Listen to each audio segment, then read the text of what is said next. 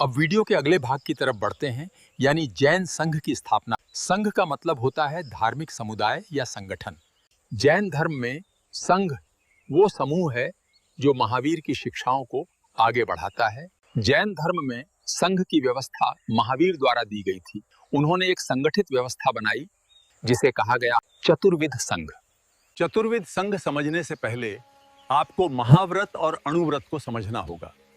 जैन धर्म में 5 महाव्रत हैं: अहिंसा, सत्य, अस्तेय, ब्रह्मचर्य और अपरिग्रह। आइए विस्तार से समझाता हूं। पहला है अहिंसा, सबसे बड़ा व्रत। अहिंसा जैन धर्म की नींव है।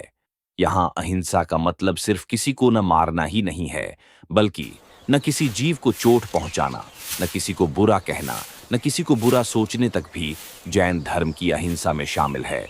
इसलिए हम साधु चलते समय जमीन बुहारते हैं ताकि एक कीड़ा भी न मरे। दूसरा व्रत है सत्य। सत्य का मतलब है जो देखा वही कहना। जैन मत में झूठ बोलना ही नहीं, बल्कि किसी को धोखा देना भी हिंसा माना जाता है, क्योंकि झूठ दूसरे के मन में भ्रम पैदा करता है, जिसे मानसिक हिंसा कहा गया है। तीसरा है अस्तेय, चोरी न करना।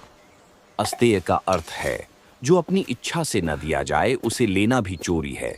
ये केवल भौतिक वस्तुओं पर ही नहीं, बल्कि विचार, समय, सुविधा, किसी भी चीज पर लागू होता है। जैन ग्रंथों में लिखा है अनिच्छता दानम अस्तेयम भान, यानी बिना अनुमति ली गई वस्तु चोरी है। चौथा है ब्रह्मचर्य।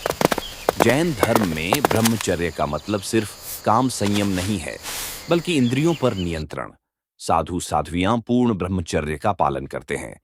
गृहस्थों के लिए इसे संयमित रूप में अपनाने का नियम है। महावीर ने प्रथम बार ब्रह्मचर्य को 5 महाव्रतों में जोड़ा।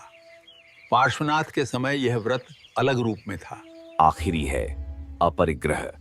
अपरिग्रह का अर्थ है संपत्ति, वस्तुओं और इच्छाओं से जितना हो सके मुक्त रहना।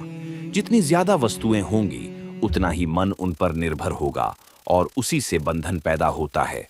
जैन सिद्धांत कहता है कम से कम चाहिए, और वही मोक्ष का मार्ग साफ करता है। जैन धर्म में जहाँ साधु साध्वियों के लिए 5 महाव्रत होते हैं, वहीं आम गृहस्थों यानी हम जैसे सामान्य लोगों के लिए हल्के, सरल और व्यवहारिक व्रत बनाए गए हैं। इन्हें कहा जाता है अणुव्रत। अणुव्रत का मतलब है छोटे व्रत। ये वही 5 व्रत हैं जो महावीर ने बताए थे, लेकिन साधु साध्वियों के लिए ये व्रत बहुत कठोर रूप में होते हैं, जबकि गृहस्थों के लिए इन्हें नरम, सरल और रोजमर्रा की जिंदगी के मुताबिक बनाया गया है। आप लोग